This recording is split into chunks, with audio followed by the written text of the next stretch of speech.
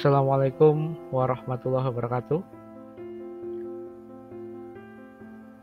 Untuk kesempatan kali ini kita akan membahas tentang berbagai sektor industri gitu ya, untuk startup. Jadi sektor industri apa saja yang memiliki peluang, memiliki potensi, dan saat ini juga sedang tren di kalangan bisnis startup ya. Untuk yang season 1 ini yang akan kita bahas ada e-commerce, kemudian ada fintech, ada health tech, logistik, dan tourism. Untuk yang pertama adalah sektor industri e-commerce. E-commerce sendiri mungkin sudah paham ya, teman-teman sudah paham, atau ini mungkin sesuatu yang bukan hal yang awam lagi. Saya yakin teman-teman semua sudah mengetahui bahwa e-commerce itu erat kaitannya dengan jual beli online. Jadi fokus utama dari industri e-commerce ini adalah sebuah platform gitu ya, platform online gitu ya, yang menjembatani atau menghubungkan antara pembeli dengan penjual. Artinya tempat bertemunya antara pembeli dan penjual. Jadi ya kalau yang sebelumnya antara pembeli dan penjual itu bertemunya di pasar gitu ya, bertemunya di mall gitu ya, bertemunya harus datang ke tokonya gitu ya. Nah sekarang mereka tidak memanfaatkan tempat-tempat offline ini, tapi sebagai gantinya ke tempat-tempat online gitu ya, sehingga bertemunya di dunia maya atau dunia digital atau melalui internet. Kemudian apa sih tujuan dari sektor e-commerce? Yaitu tujuannya adalah menciptakan platform yang satu, menarik, aman, dan mudah digunakan oleh konsumen untuk berbelanja.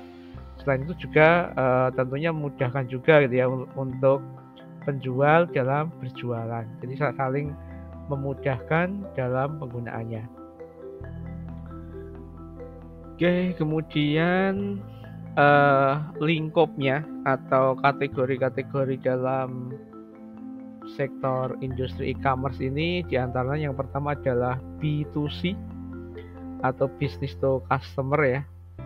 Ya ini adalah sebuah platform yang menghubungkan business to customer, artinya dari pemilik produk, toko, produsen kepada konsumen gitu ya. Saya punya usaha jualan baju, saya mau jualnya ke konsumen. Konsumen itu berarti orang yang membeli produk end user, satu barang mau digunakan sendiri ya, seperti itu. Yang kedua adalah business to business. Di sini artinya adalah saya seorang penjual, seorang businessman, saya memiliki sebuah produk ini saya jual tapi tidak ke konsumen, tapi ke pemilik usaha yang lain atau ke bisnis lain yang membutuhkan. Contohnya misalnya di bidang otomotif ya, saya di sini memproduksi ban, saya punya pabrik memproduksi ban, kemudian ban saya itu saya jual nih, tapi saya jualnya nggak satuan, nggak ke orang-orang yang butuh ban misalnya untuk motor gitu ya, tapi di sini digunakan untuk yang lebih luas, yaitu apa? Misalnya ke tempat bengkel gitu ya, atau mungkin ke perusahaan dealer mobil dan seterusnya atau yang lain, sehingga di sana membutuhkan produk dengan jumlah yang tinggi. Oke, kemudian yang ketiga ada C2C ya, yaitu customer to customer. Customer to customer sini berarti seorang konsumen memiliki produk yang ingin dijual, kemudian seorang konsumen lain atau user lain pengen membeli. Jadi membelinya nggak nyari ke toko, tapi membeli dari orang lain yang mau menjual barangnya gitu ya. Ini kebanyakan adalah produk-produk barang bekas ya, atau pre-love gitu ya, atau sebelumnya pernah digunakan kemudian mungkin mau ganti atau sudah nggak digunakan terus dijual. Misalnya saya punya HP gitu ya, wah sepertinya sekarang ini HP-nya sudah nggak cukup nih spesifikasinya dengan yang saya butuhkan sekarang, mau dijual nih, mau ganti yang baru gitu ya. Kemudian saya tawarkan nih di platform e-commerce, kemudian ada orang yang ternyata yang butuhkan gitu ya, karena budgetnya terbatas dia nggak bisa membeli yang baru, Akhirnya dia cukup nih sesuai kebutuhan, akhirnya beli, kemudian terjadi transaksi antara dua orang individu ini yang bukan dari toko. Itu namanya customer to customer. Kemudian yang keempat ada customer to business, ini kebalikannya yang pertama ya. Jadi seorang konsumen menawarkan punya sebuah entah itu produk atau jasa kepada bisnis. Ada contohnya apa gitu ya. Saya punya keahlian misalnya mendesain logo. Kemudian ada perusahaan yang dia ternyata mau membranding gitu ya, mau mengganti logonya, sehingga dia butuh seorang yang bisa mendesain. Tapi mungkin nyarinya nggak dari corporation atau dari perusahaan, tapi dari orang freelancer gitu ya, freelancer yang bisa misalnya buat logo gitu ya. Atau bisa juga penulis buku gitu ya, saya tulis buku, saya terbitkan ke penerbit, berarti kan itu customer to business. Oke, yang terakhir adalah business to government, yaitu apa gitu ya, bisnis menjual produk, layanan, atau informasi kepada pemerintah atau lembaga pemerintah. Ini biasanya kalau di pemerintah itu dilakukan tender gitu ya, misalnya ada anggaran apa, butuh berapa banyak, kemudian ditenderkan gitu ya. Misalnya mau pengadaan sebuah laboratorium komputer gitu ya, sehingga membutuhkan monitor sebanyak 70.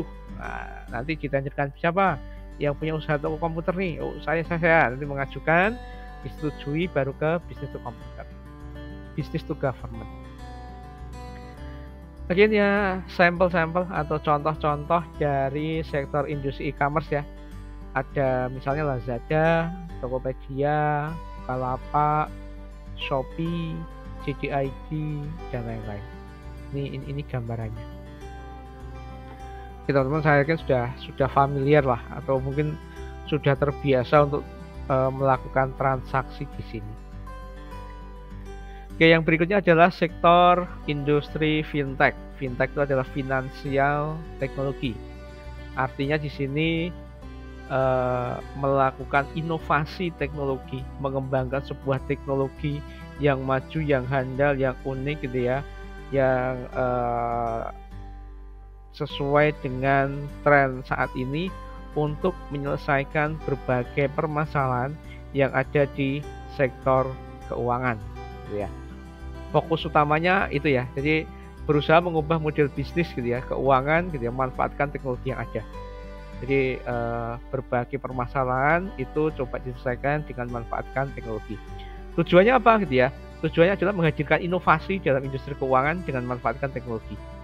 Ya, harapannya nanti dengan adanya teknologi ini di bisnis fintech gitu ya, dapat meningkatkan aksesibilitas, efisiensi, pengalaman pengguna, dan inklusi keuangan bagi masyarakat. Lingkup dari sektor industri fintech ini ada beberapa. Yang pertama adalah digital payment. Digital payment ini dikenal juga yang namanya dompet digital gitu ya. Jadi kalau dulu bawa uang itu ya harus disimpan di dompet, kemudian diletakkan di saku celana, dibawa kemana-mana gitu ya. Nah sekarang uangnya itu dalam bentuk virtual gitu ya. Jadi kita nggak punya dalam bentuk lembaran atau koin receh gitu ya, tapi kita masih ada saldo, kemudian kita digunakan untuk pembayaran. Dompet digital atau digital payment gitu ya, ada beberapa, banyak ini sudah mulai populer, bahkan beberapa tempat sekarang menyediakan QRIS ya, QR code itu ya, QRIS untuk melakukan pembayaran. Nah itu bisa memanfaatkan aplikasi perbankan atau bisa juga menggunakan digital payment, dompet digital dan seterusnya. Oke, yang berikutnya adalah lending and financing ya, yaitu sektornya inovasi di peminjaman dan pembiayaan gitu ya. Secara konsep sebenarnya ini merupakan inovasi yang bagus gitu ya, karena bagaimana memudahkan bagi orang yang membutuhkan, entah itu membutuhkan pinjaman uang atau membutuhkan pembiayaan ya, untuk entah itu usaha, entah itu untuk aktivitas tertentu dan lainnya. Di sini platformnya ada banyak inovasi yang tersedia di dua ini, lending and financing.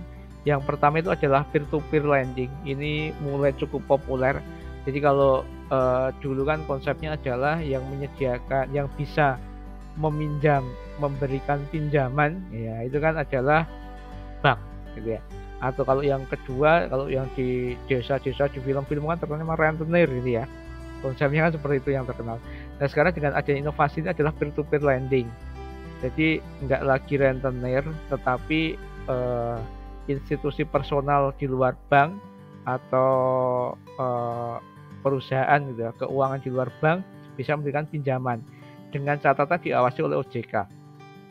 Ini memang ada plus minusnya. Kelebihannya adalah banyak penyedia lahan yang memberikan pinjaman gitu ya, sehingga memudahkan masyarakat, nggak harus dengan bank, bahkan persyaratan lebih mudah. Tapi minusnya apa? Minusnya adalah ada yang nggak diawasi OJK, kemudian keamanannya enggak gitu ya. Kemudian ada juga yang memberikan bunga yang sangat tinggi gitu ya. Bahkan ada yang memanfaatkan debt collector, dan seterusnya, sehingga citra dari lending ini ya, dari peminjaman ini kan menjadi negatif gitu ya. Jadi kalau kita mendengar namanya pinjol gitu ya, pinjaman online itu seolah-olah itu tuh sesuatu hal yang negatif gitu ya. Jadi image citranya itu menjadi negatif. Padahal kan sebenarnya tujuan awalnya itu kan tidak gitu ya. Kemudian kalau untuk pembiayaan ini muncul inovasi-inovasi di dalam startup ya. Konsepnya yang muncul itu namanya crowdfunding ya. Crowdfunding itu adalah memanfaatkan pembiayaan dari masyarakat. Jadi kita mengumpulkan dana gitu ya, mengumpulkan dana dari masyarakat seperti iuran gitu ya, konsep itu, tapi dibuat online. Jadi misalnya terjadi bencana gempa gitu ya, atau mungkin ada pembangunan tempat ibadah gitu ya, atau yang lain, sehingga butuh biaya, maka ada sebuah startup yang menyediakan nih penggalangan dana gitu ya, penggalangan dana untuk startup tersebut. Startup tersebut melakukan penggalangan dana untuk kegiatan misalnya tempat pembangunan ibadah, atau ada bencana atau yang lain. Oke, yang berikutnya adalah investment and insurance ya. Jadi investasi dan asuransi yang cukup banyak terlihat adalah startup yang muncul biasanya berkaitan dengan investasi. Ini mulai banyak ya. Ada saham, reksadana gitu ya, obligasi, kemudian termasuk juga ada kripto gitu ya. Kripto itu juga masuk di investasi, ini juga mulai banyak startupnya seperti itu. Kemudian kalau asuransi biasanya ini memang sudah ada perusahaannya dulu, kemudian platform ini menginovasi dari perusahaan tersebut untuk memudahkan gitu ya. Misalnya melakukan penyederhanaan proses klaim, kemudian adanya asuransi digital dan seterusnya. Yang terakhir adalah financial technology innovation. Jadi inovasi dalam finansial teknologi atau teknologi keuangan. Jadi ada beberapa contoh ya. Jadi sekarang sudah memanfaatkan yang namanya blockchain untuk transaksi, kemudian untuk identitas digital. Selain itu juga memanfaatkan AI atau artificial intelligence untuk misalnya menganalisis resiko, kemudian aplikasi manajemen keuangan pribadi. Jadi ada AI yang dimanfaatkan untuk manajemen keuangan gitu kan. Misalnya dari gaji nih, penghasilan berapa, kemudian nanti di plot nih menjadi apa gitu ya, misalnya untuk biaya hidup gitu ya, untuk tabungan gitu ya, untuk dana darurat dan lain-lain. Jadi itu sektornya. Contohnya di sini misalnya untuk payment, digital payment, di sini ada OVO gitu ya, ada GoPay, kemudian untuk platform pihak ketiga yang menyediakan payment gateway, itu misalnya ada Handit gitu ya, kemudian ada Kudu, ada Midtrans gitu ya, kemudian juga ada Flip yang bisa transfer gratis antar bank gitu ya. Kemudian untuk lending itu pinjaman. Di sini yang lumayan terkenal ada Coinbox, kemudian ada Tunai Kita, Modalku, Investri, dan seterusnya. Kalau financial institution itu berarti lembaga yang sebelumnya memang sudah ada. Ini biasanya bank-bank ya. ada BCA, Mandiri, BPN, dan sebagainya, yang mereka meluncurkan aplikasi-aplikasi. Di Mandiri itu misalnya Livin, BTPN itu misalnya Genius gitu ya. Jadi mereka punya aplikasi-aplikasi yang memang menunjang gitu ya, karena kan basisnya teknologi. Kemudian financial and investment ya. Jadi investasi di sini ada Bareksa gitu ya, ada Stockbit. Kemudian yang terkenal juga namanya Ada Ajaib ya. Sekarang yang sudah menjadi unicorn itu Ada Ajaib, yang dia bisa investasi reksadana gitu ya, saham, bahkan juga mengeluarkan namanya Ajaib Kripto, yang kita bisa melakukan investasi kripto di sana. Asuransi, ada asuransiku.id, kemudian juga ada Bima. Kemudian di situ juga ada satu lagi kategori namanya market provisioning. Di sini ada yang menarik ya, jadi teknologinya sangat menarik. Misalnya di situ salah satunya adalah bisa mengcompare harga gitu ya. Jadi misalnya saya mau ngecek barang A gitu ya, ada produk A, misalnya sebuah HP, saya mau beli HP nih, atau saya mau beli lemari, atau saya mau beli kemeja gitu ya. Jadi di situs ini akan mengcompare data yang diambil dari beberapa penyedia di situs online. Misalnya ada produk nih, produk A itu kalau di marketplace A, toko online B, C, D, E itu harganya masing-masing berapa. Jadi kita untuk membandingkan harga itu kita tidak harus mengunjungi website itu satu-satu, cukup di penyedianya, misalnya di cekaja.com ya, atau yang lain, hellomani.com dan seterusnya aja. We compare, you save. Di situ cermati data bot dan seterusnya. Artinya jadi ini berbagai kategori dari startup ya di bidang atau di dalam sektor finansial teknologi. Yang berikutnya adalah sektor kesehatan atau health tech ya. Jadi fokusnya jelas gitu ya, menggabungkan layanan kesehatan dengan teknologi untuk menciptakan solusi inovatif dalam industri kesehatan. Di dalam industri kesehatan itu kan cukup banyak ya, ada rumah sakit gitu ya, ada klinik, ada dokter, ada pasien gitu ya, ada mungkin perawat gitu ya, ada obat, ada apotek, ada klinik, ada puskesmas. Jadi ada banyak sekali. Belum lagi termasuk misalnya pengobatan tradisional, itu kan belum termasuk, ada obat-obat herbal itu dan seterusnya.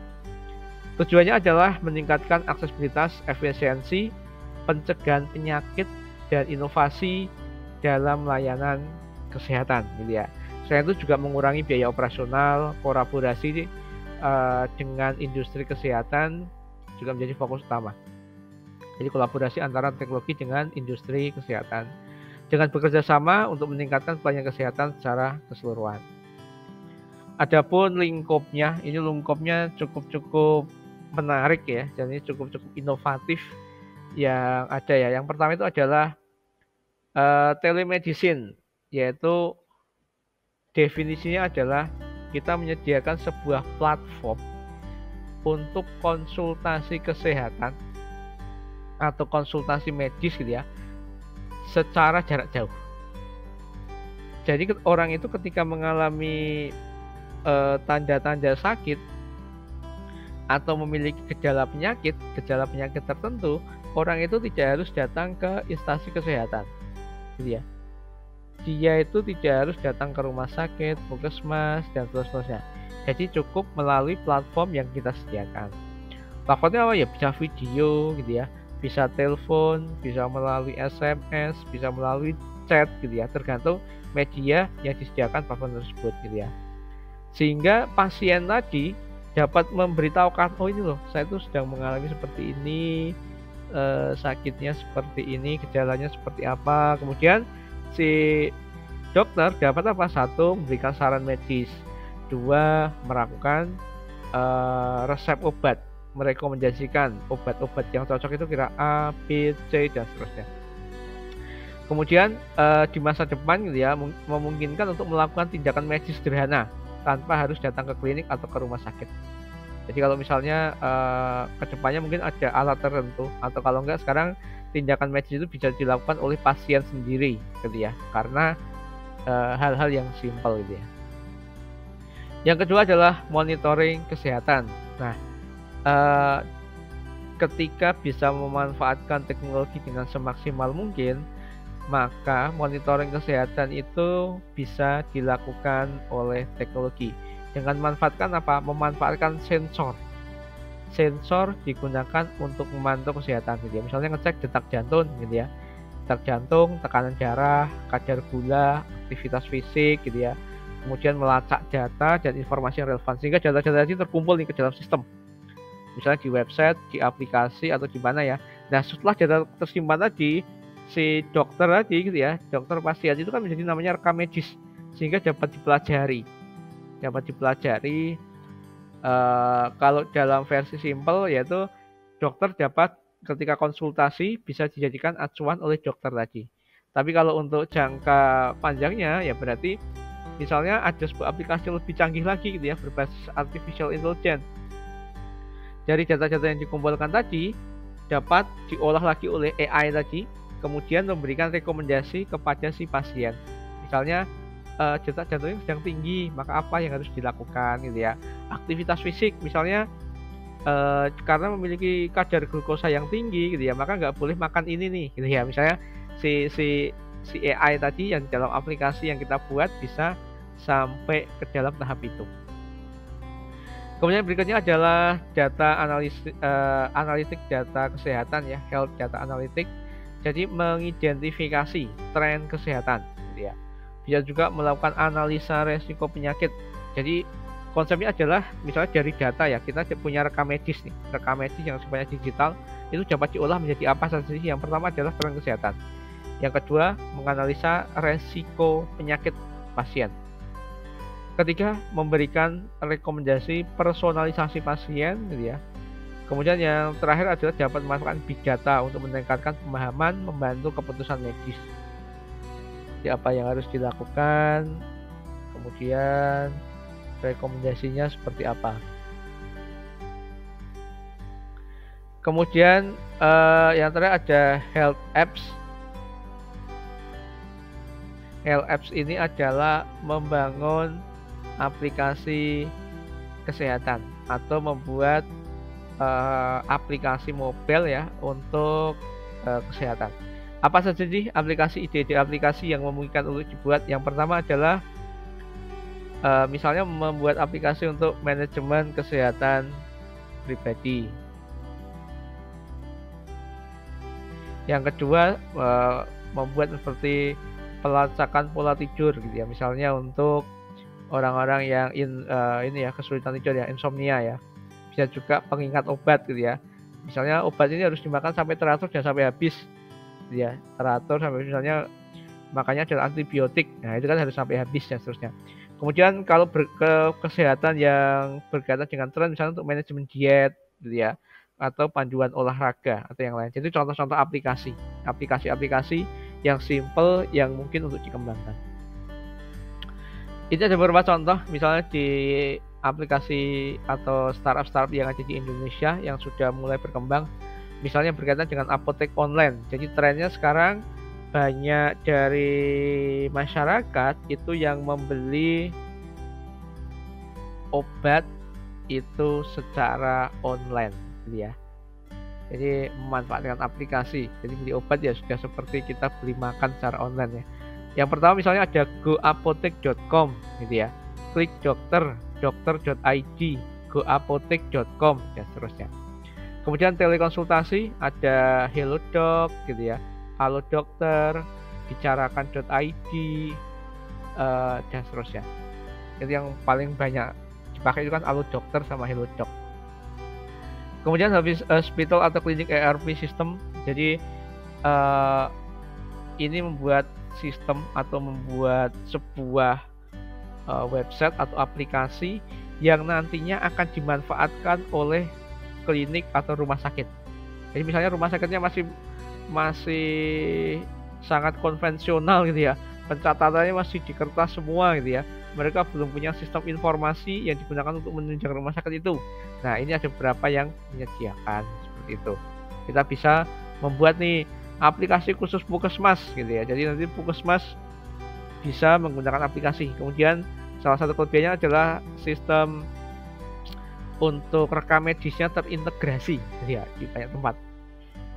Kemudian ada estetika dan gaya hidup. Tadi kan salah satunya misalnya aplikasi untuk manajemen diri ya. Misalnya di sini contohnya ada tentang anak. Nah, aplikasi khusus anak nih. Menangani anak itu gimana? Ada rekomendasinya, harus makan, misalnya makan, kemudian vitamin dan seterusnya. Kemudian ada telemonitoring, jadi melakukan monitoring kesehatan secara online. Kemudian di sana ada directory. Directory itu berarti berisi data seperti ensiklopedia dan seterusnya ya. Kemudian yang terakhir ada tenaga kesehatan on demand. Jadi kita bisa memanggil tenaga kesehatan secara online. Jadi sudah ada aplikasi penyedianya.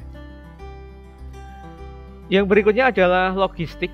Logistik ini salah satu sektor industri yang sebenarnya tidak berdiri sendiri, tapi dia ada karena ada sektor industri e-commerce. Jadi logistik ini pada dasarnya adalah mendukung keberhasilan atau menunjang adanya industri e-commerce gitu ya. Tujuannya adalah kecepatan pengiriman barang, pengoptimalan biaya operasional, dan memberikan layanan pelanggan yang responsif dan transparan. Ini tujuannya. Lingkupnya yang satu adalah transportation, yaitu menyediakan layanan transportasi untuk barang baik darat, laut, udara. Kemudian sistem pengiriman yang efisien, ya.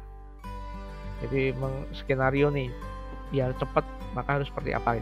Yang kedua adalah warehouse dan warehousing, yaitu penyimpanan dan pergudangan. Jadi nggak cuman melingkupi ini juga. Jadi tempat penyimpanan barang, kemudian bagaimana manajemen gudang dan seterusnya. Kemudian informasi teknologi, yaitu mengembangkan perangkat lunak manajemen logistik. Platform berbasis cloud, berbagi informasi gitu ya, atau aplikasi mobil melacak status pengiriman. Artinya ada pure teknologinya yang nanti akan digunakan atau dimanfaatkan oleh logistik.